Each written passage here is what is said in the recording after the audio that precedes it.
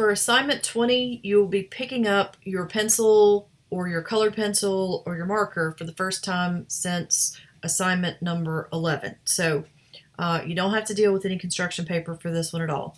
You are going to be dividing your page into a 3x3 grid, which is going to give you 9 individual areas that you're going to be coloring into. And for this one, you're treating each individual area as its own composition. You're thinking about the overall page maybe, but each one is its own standalone element.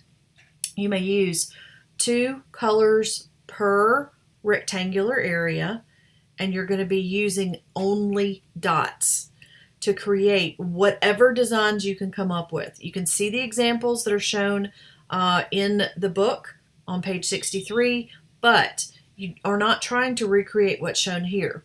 What works about the examples that are shown is that they varied the size. For some of them, they have big dots. For some of them, they have little dots.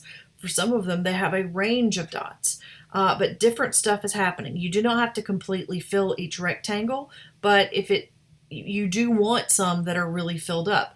You want some dots that are cropped off. It is not a dot if it just has an outline. It needs to be a solid filled in shape to count as a dot. If it's just got an outline, it's a line, and that's not what we're doing in this one.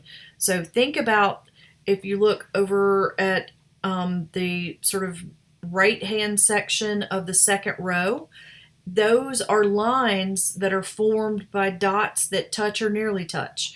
But they haven't broken the line rule. Everything that you see that leans more towards line is made up of a series of smaller dots. And so you can play around with that concept, but everything that within this needs to be a solid dot form if you're going big, and it needs to be about the dot and how much you can do with the dots only.